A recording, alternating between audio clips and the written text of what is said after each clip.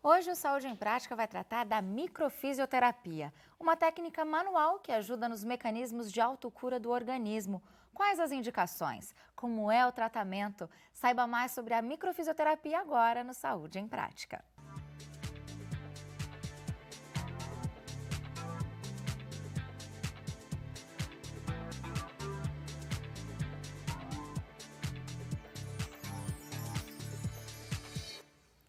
E para tirar as nossas dúvidas sobre microfisioterapia, recebemos aqui o Rodrigo de Matos, que é fisioterapeuta e especialista em microfisioterapia. Rodrigo, seja bem-vindo ao Saúde em Prática. Obrigado. É um prazer recebê-lo, Prazer é viu? todo meu. Até para a gente, então, entender um pouquinho mais sobre a microfisioterapia, Rodrigo, quando é que ela surgiu? A microfisioterapia surgiu na década de 80, 1983, na França, por dois fisioterapeutas, o Dr. Daniel Grosjean e Patrice Benini, que são fisioterapeutas e osteopatas. Que legal. Agora, no Brasil, quando é que essa técnica começou a ser difundida? No Brasil foi a partir do ano de 2003. Já tem aí Recente, 12 né? anos no Brasil só. Rodrigo, até para a gente entender um pouquinho mais, explica para a gente quais são os princípios da microfisioterapia. São 4 princípios básicos. A autocorreção, que é a capacidade de autocura do organismo, do sistema imunológico. A cicatriz patológica, que é o registro do trauma vivido. A correção homeopática, que é o semelhante cura o semelhante, são as leis da homeopatia. E a micropalpação, que são os pequenos movimentos sobre o tecido, sobre a pele do paciente. Interessante. Agora, então, como você disse, aí a microfisioterapia ela trabalha com as agressões memorizadas em nosso corpo, né? De quais origens podem ser essas agressões? As origens são várias, desde traumas físicos até traumas emocionais, como perda, luto, corte, separação. O organismo ele tem a capacidade de eliminar esse trauma. Porém, quando há uma deficiência do sistema imunológico ou o trauma foi muito forte, o corpo registra, ele não elimina, ele registra esse trauma, o que nós chamamos de cicatriz patológica. Uhum. Agora, de quais maneiras essas cicatrizes elas podem atrapalhar, por exemplo, o funcionamento do nosso próprio organismo? A cicatriz ela atrapalha no ritmo vital do tecido. Todo tecido tem um ritmo vital, a pele não é diferente. Então a gente vai agir diretamente na pele. E é esse tecido que quando está debilitado, ele fica endurecido. Então na investigação a gente vai procurar entrar no corpo do paciente e essa região ela é endurecida. Então isso é o ritmo vital, a gente não consegue verificar essa mobilização do tecido. É aí que a gente vai verificando qual sintoma que está levando àquela rigidez no tecido. E cada vez que o indivíduo ele é submetido a alguma semelhança, uma experiência semelhante ao registro, ao trauma vivido, dependente de que ano foi, ele desperta a memória tecidual. E esse despertar desencadeia reações de defesa para o organismo, né? E essas reações elas podem ser várias, vai depender de cada fraqueza de cada paciente. Então pode desenvolver problemas de pele, pode desenvolver um tumor, pode desenvolver uma enxaqueca simplesmente. Isso devido aos traumas. Isso, exatamente, exatamente. Se, por exemplo, foi uma questão de uma perda, tudo que está relacionado à perda está relacionado à pele. Então, se eu tenho uma dermatite, desenvolvo uma dermatite, está relacionado a perdas. Pode ser a perda do emprego. Perdi um emprego. O que eu vou fazer? A pessoa pode desenvolver ou logo em seguida ou até anos depois. Se ela não conseguiu eliminar esse trauma, essa opressão, vai desencadear. Se no momento ela conseguiu lidar com a situação, com certeza não vai ter nada. Assim como uma mãe que perde um filho. As chances de ela ter depressão são enormes. Porém, se ela aceitar a situação, saber lidar com a situação vivida, ela não desencadeia essa depressão. Interessante. Agora, como é que a microfisioterapia identifica estas cicatrizes, Rodrigo? Através das micropalpações. São pequenos toques sutis que a gente vai investigando. Então tem os movimentos, os gestos específicos de aspiração, de rotação, esses gestos que identificam se o tecido está bom ou não. Minha mão tem que deslizar sobre o tecido. Se ela não deslizar, é o tecido enrijecido, que é a cicatriz patológica. Interessante. E você disse que um dos princípios da microfisioterapia está ligado à homeopatia. Queria que Isso. você falasse um pouquinho da relação, então, da microfisioterapia com a homeopatia. A homeopatia, ela trata, as leis, né, da homeopatia, trata o semelhante curando o semelhante, assim como para tratar uma picada de cobra, né? É o próprio veneno da cobra que Sim. vai ter a cura, né? Então, na micro não é diferente. Então, eu vou fazer uma simulação do trauma. Quando eu estou tocando o paciente e algumas vezes verbalizando a situação vivida, eu estou fazendo o cérebro está assimilando todo aquele trauma, então ele está fazendo um novo trauma. A partir disso é uma nova chance que o organismo tem de se reorganizar. De processar tudo isso, Exatamente, né? exatamente. Muito legal. A gente vai fazer uma breve pausa agora, a gente vai para um rápido intervalo. No próximo bloco, você confere como é o tratamento com a microfisioterapia. Então, a gente volta já.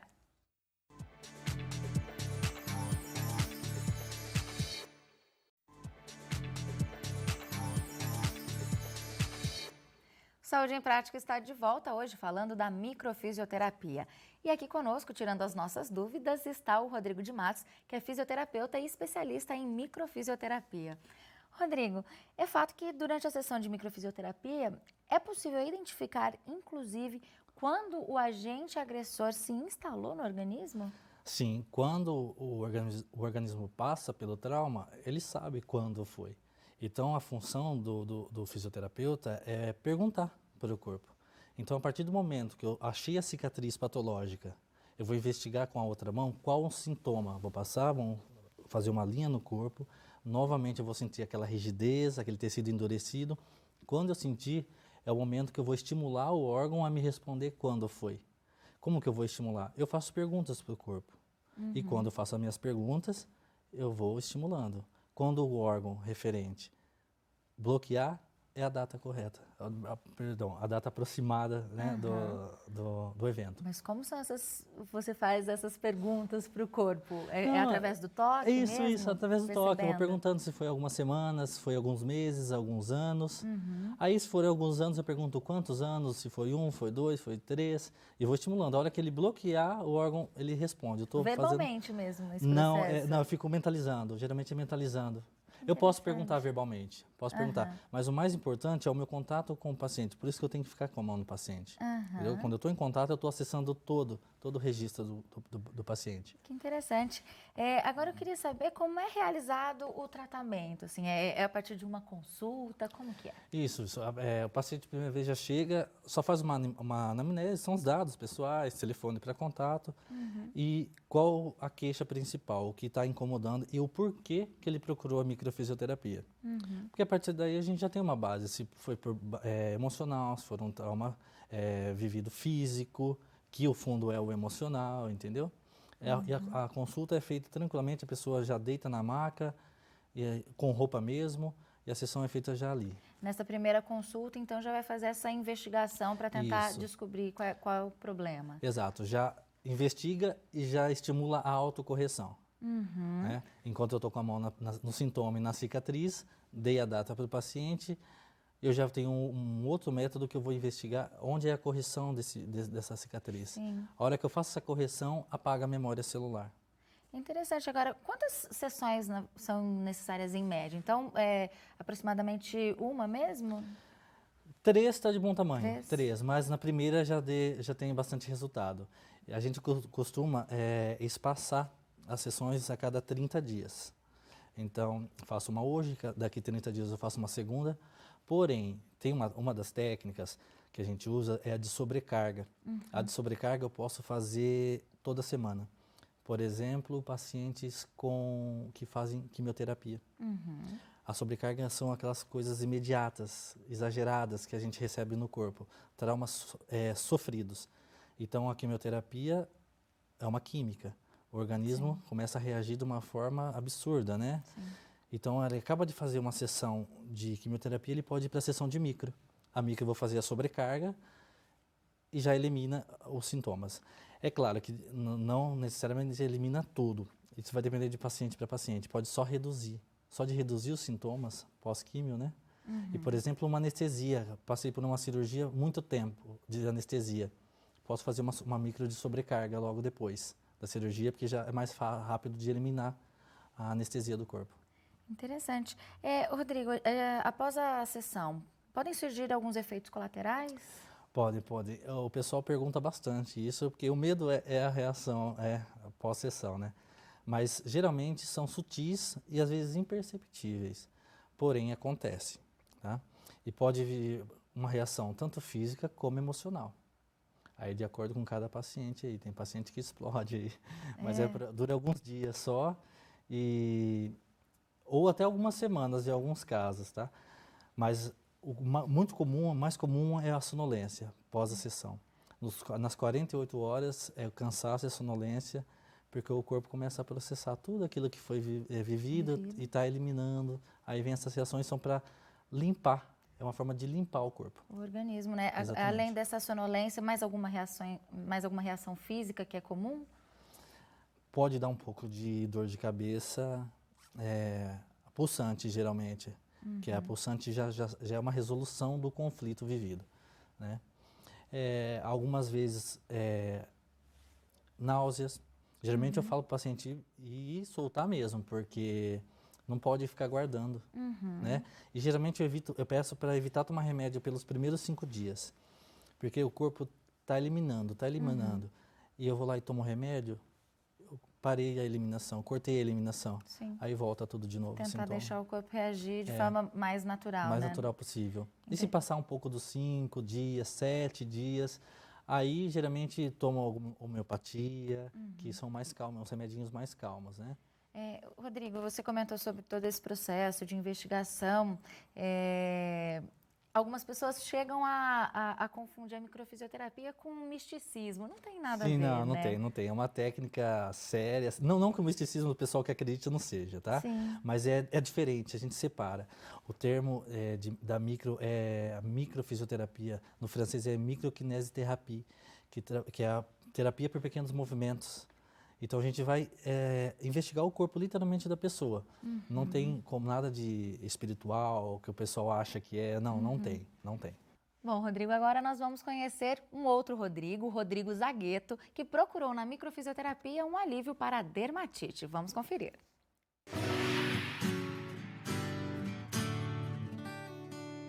Cheguei em microfisioterapia porque eu estava com algumas dermatites, né? Devido ao estresse, dermatite, no caso aí bem parecida com a psoríase, só que no meu caso era uma desidrose. E como eu já havia feito alguns tratamentos e não surtiram muito efeito, uma amiga minha que é fisioterapeuta e já havia passado pelo tratamento da microfisioterapia, me indicou e eu resolvi conhecer como uma nova alternativa aí para o tratamento da desidrose.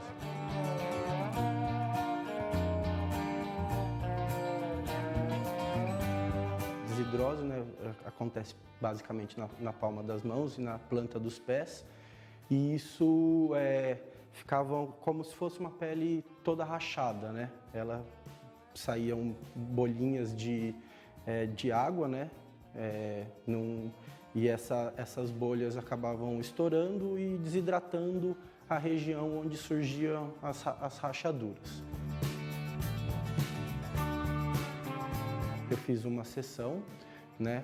E depois de aproximadamente uns 3 meses já comecei a ver melhor e entrar num quadro positivo, né?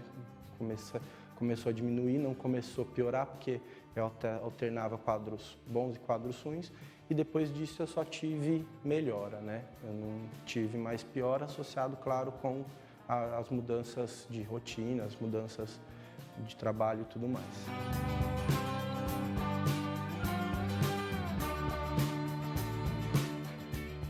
Sempre que a gente puder dar condições para o nosso organismo se regenerar e evitar a parte medicamentosa, outras substâncias no organismo, eu acho que é sempre muito válido, né?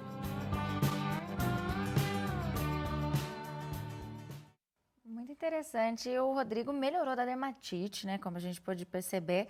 Agora, qualquer doença pode ser tratada pela microfisioterapia, Rodrigo, inclusive as psicológicas? Sim, pode sim. Em tanto casos de câncer, no caso do Rodrigo, a dermatite, síndrome do pânico, fibromialgia, que está relacionado à depressão. Já se sabe que hoje está muito relacionado à depressão, podem sim ser tratadas. Que legal. A microfisioterapia, ela age na prevenção, no controle e na cura das doenças? Sim, eu posso ir lá procurar porque eu estou com determinada dor, ou então eu posso, não, porque eu já fiz algumas sessões, eu posso simplesmente ir lá para evitar algumas coisas. Então, o que for investigado já vai eliminando, então não corre risco de ter outros sintomas depois. Legal, a gente vai fazer uma rápida pausa agora, a gente vai para mais um breve intervalo. No próximo bloco eu volto aqui com o Rodrigo e a gente segue falando da microfisioterapia. E tem também o quadro Opção Saudável, que hoje traz a limpeza dos ouvidos. Então continue com a gente, Saúde em Prática já volta.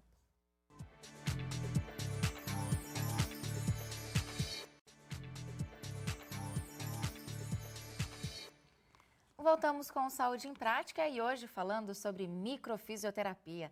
E aqui conosco está o fisioterapeuta especialista em microfisioterapia, o Rodrigo de Matos. Mas antes de prosseguir, é hora de sabermos mais sobre a limpeza dos ouvidos. Será que você limpa os ouvidos da maneira correta? Cera é sinônimo de sujeira? Então confira agora no Opção Saudável.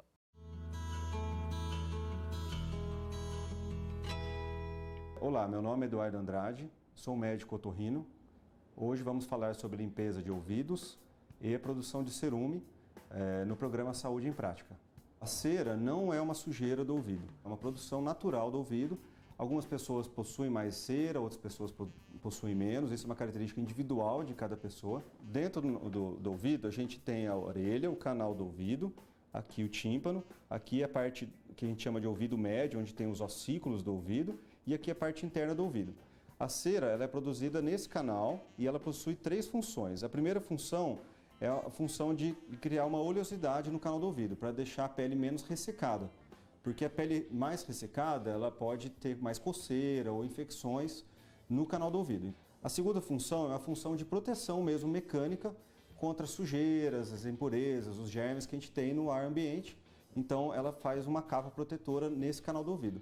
E a terceira função é a função bactericida, ela tem até uma função de reduzir as bactérias nesse canal do ouvido, reduzindo assim o número de infecções no canal do ouvido. O uso incorreto dessas hastes de algodão pode trazer danos para o paciente. Na hora que a pessoa utiliza a haste de algodão para tentar uma limpeza do ouvido, ele pode machucar esse canal do ouvido e trazer uma infecção. Se ele também aprofundar um pouco mais essa haste flexível de algodão, pode machucar o tímpano, até mesmo perfurar um tímpano, ou pode até lesar esses ossinhos que estão lá dentro do ouvido. Ele vai empurrando a cera lá para dentro, até que ele vai formar o que a gente chama de rolha de cera, causando uma sensação de ouvido entupido, né? A gente não orienta o uso de remédios caseiros no ouvido e até a gente não orienta o uso de qualquer remédio no ouvido antes de procurar um médico especialista. Um remédio caseiro, um óleo quente, ele pode machucar o ouvido, pode machucar o tímpano, pode machucar o canal do ouvido e trazer consequências para o paciente.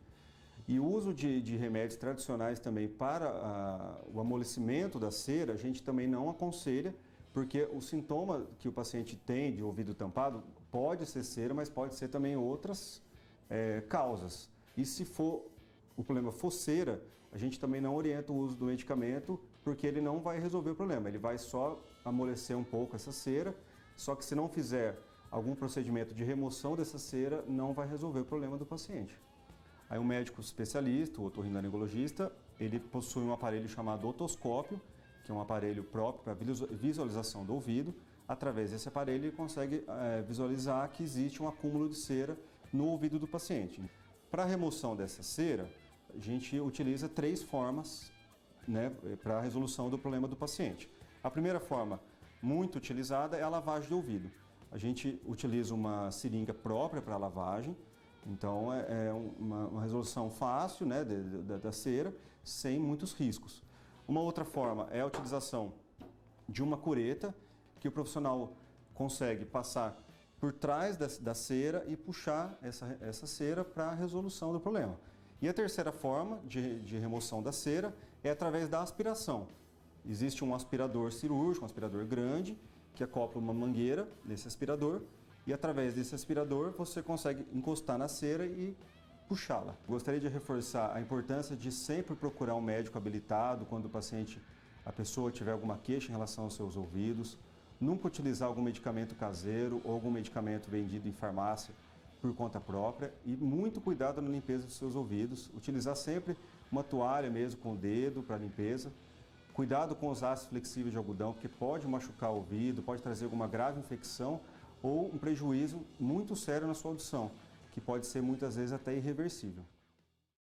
Bom, e como disse o doutor Eduardo, é sempre bom estarmos atentos na forma como limpamos os nossos ouvidos. E qualquer problema, é sempre bom procurar um otorrino, né? Agora, Rodrigo, voltando aqui um pouquinho ao nosso assunto de hoje, a gente já falou da importância da microfisioterapia, como que ela age no nosso organismo, já falamos sobre o tratamento. Agora eu queria saber se qualquer pessoa pode ser submetida a essa terapia. Sim, sim. Gestantes após os 3 meses, os 3 primeiros meses são geralmente chamados de risco, né? Então a gente evita, até justamente por causa das reações. Após 3 meses eu atendo normal. Recém-nascidos, porque durante a gestação pode ter ocorrido um trauma, a mãe pode ter vivido um trauma e o filho pode receber esse trauma.